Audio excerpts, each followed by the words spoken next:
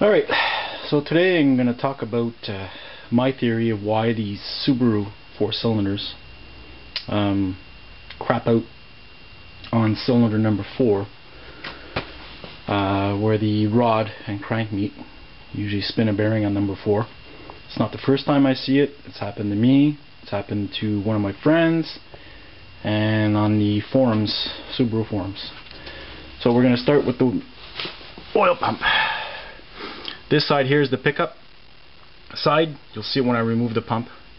This side here is the pressure side. It goes up here, and there's a gallery in here. When I move the pump, you'll see it. Okay, so I'm going to remove the pump. So this turns, sucks the oil, and then pressure. This is your pressure regulator here. It's a spring with a plunger. The STI one, I think, yeah, the STI. The plenums here are bigger. Pressure is not what you want. You want volume, okay? Because if you have too much pressure, you can spin the bearings. You have the bearings in there. Too much pressure will actually spin the bearings on you. So what you want is volume more than pressure, okay? So I'm gonna remove the pump here from my old my Forester here. I changed it. Here we'll talk about it. This is the pickup side, okay? The pickup tube, I'll show you. The pickup tube is here. Goes into the oil pan. This is where it sucks in and it comes out. And this is the little hole where it goes into the block. Okay? It goes in here. Alright. And there's an oil gallery and it goes in here and then it goes up. Okay? So I'm going to show you that in a second here. So what I'm going to do is I'm going to turn these over. Okay? Like so. Now as you can see, you have oil galleries in here. Okay? This is your pickup. Your pickup tube is like this in your oil pan. Okay? Oil goes up into the pump like I showed you before. You better tilt it so you can see what it looks like front. And pressure goes in here. Okay? There's a hole here, there's a gasket there. They did that so you can get the oil in there. There's more oil here. Now, what I'm thinking was happening is that you have two galleries here. Okay? This is where your switch is for your pressure. Okay? Oil comes over here through this gallery here into this one. Okay, obviously they drill the hole and put a plug. Okay, goes into here and then ends here. Obviously there's a hole here to drill two, so you can drill a hole. Blah blah blah. Okay, spin this back over. Okay, now you get oil in this guy here. This one here comes from this side. Okay, that's your crank bearing, and another one here. Okay, for your crank. Another one here, and another one there. Okay. Now I'm gonna sit you guys down here on my tripod. I'm gonna get your hands because that crank is freaking heavy. All right. Now this is the fun part. This is what I saw. Okay. This. Now that first gallery that you see, okay, goes here. There's a hole here. I don't know if you can see it. Hole here, drilled this way. Okay? So the oil goes from here to this one here. That's number one. Fine. It's got good pressure and everything. Who cares? This one here, like I showed you, is in the casing. Now this is where the fun starts from. Okay? On my Forester that I have, okay, I drilled another hole at 90 degrees over here. Okay? So now I get oiling, because what happens is that, Jesus, is heavy. What happens is that this one here, you can see there's a hole here, okay? It's drilled to go into that journal, okay? There's a one over here for number 3. This is greasy too. Over here, drilled to go into here. So what's happening is that if I was to cut this, you would see there's a drill hole there, and there's a drill hole here. So this journal here supplies oil for 3 and 2, okay? Now by adding an extra hole here like I did, instead of getting oil every so and so turns or whatever, mind you there is a gallery in the bearing, okay? You have a gallery in the bearing right here, okay? You have a gallery in there, okay? There's a hole there, that's what feeds it. But on this side you don't. So by adding extra holes, you constantly have a cushion of oil in there, okay? And I saw a big difference. It's 2 years now that I rebuilt my 2.5, And at minus 20 degrees Celsius, I mean, I could start that puppy up 3 days, 4 days, 5 days after, and no knocking or no slapping whatsoever. Okay? Now this is the fun part for number 4. Okay? Now, do you agree with me that since number 4 is at the back, okay, that you lose pressure? You lose pressure on the wheel. Okay? What's happening is that your oil gallery is here, okay? Now that is feeding, come on. Okay, it's not feeding anything. Weird. No, working. See? It's feeding 1, okay? Or the first, kind of hard to do in one hand. Okay, that one's feeding this one. Okay, it's feeding number 1. Good. This one here, oh, great, special. That one there, okay, feeds oil for this one. Okay. That one here, okay, feeds oil for this one. Okay, so that gives oil to 2 and 3, and that's the last one on this side. The oil has to travel over. Oil comes out, has to travel over and this way to feed this journal right here, the mid journal, to feed 2 and 3. Now look at this, is the funky part. Okay, look at this. This one here, which is the back here, feeds number 4. Strange, isn't it?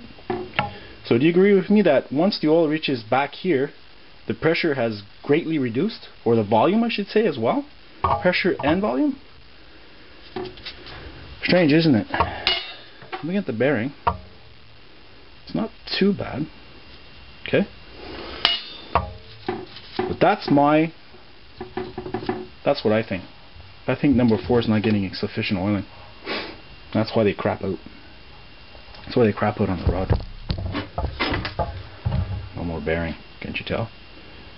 Yep. So that's my reminiscence on that. And to add to things here, you guys agree with me that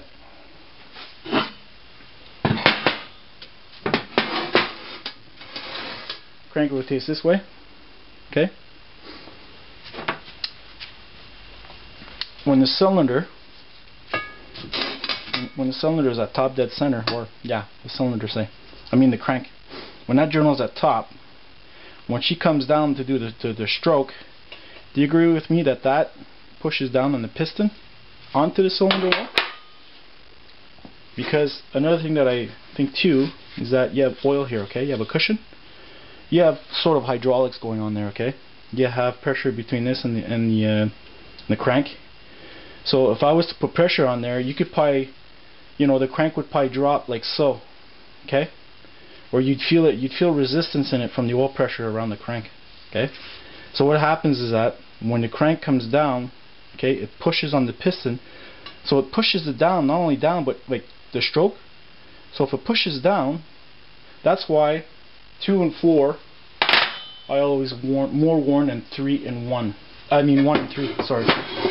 Because what happens here is number 1, when it goes up to the stroke, when it comes up to do the stroke, it's on the bottom. So it pushes the piston up and in. Okay? Now, from what I've seen is that 1 and 3 are a little more worn on the top than they are on the bottom, but not as bad as 2 and 4. 2 and 4 are barely worn on top and super worn on bottom. That's my other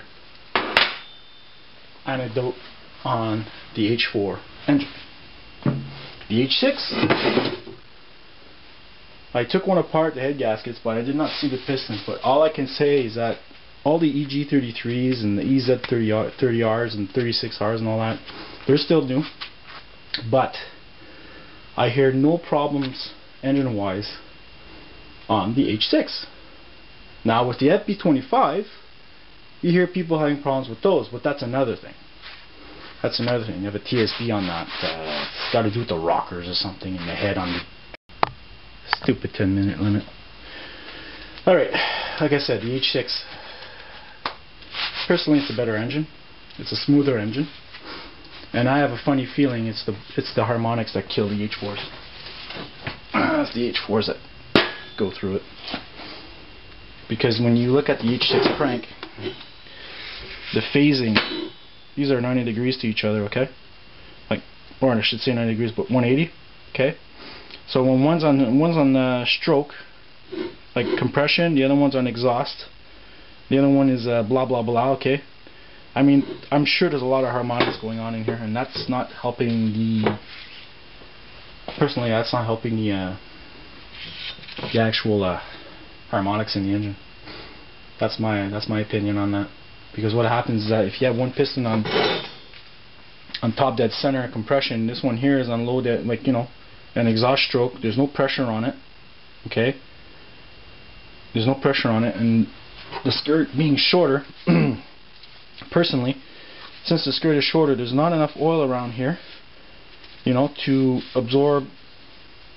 Like, there's no film of oil around here to absorb the actual harmonics. Okay. The more oil you have around a certain part, the more it can absorb the harmonics. Personally, that's what I think. Okay, I might be in the frickin' in space with that, but that's what I think. That's what I think, because I have never seen an H6 engine die from spun bearings or anything like that. I find it really extremely strange, really strange. So personally, I think the Subaru engines have bad oiling problems. You see it with the WRX, you see it with the STI when guys are lapping. Obviously they're starving the oil to the engine, and then oil starvation is not good. So I don't know. What do you guys think? I could be in the frickin' I could be in another galaxy with this theory, or I can be dead on. Who knows? All I know is I'm a car junkie. I'm a tool and die maker by trade, and I go with what I think is the possibilities of this stuff. Because, like I said, if you look at an H6 crank, these two here, okay, would be 1, say 1, 2, and then this would be 5, 6 on an H6. Yeah, the other two in the middle are completely, like, I think they're 30 degrees off. If you do the calculation there, you do 360 divided by 60. No, they're 60 degrees off. Okay, off center. So I think what's happening is that since the pistons are halfway up the cylinders, one of them has compression.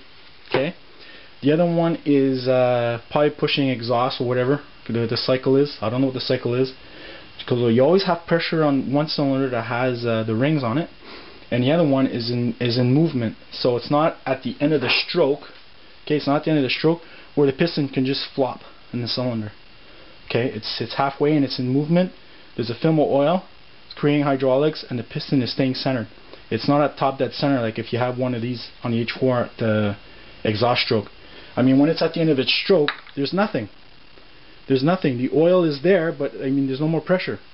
So it's you know, that's what I think.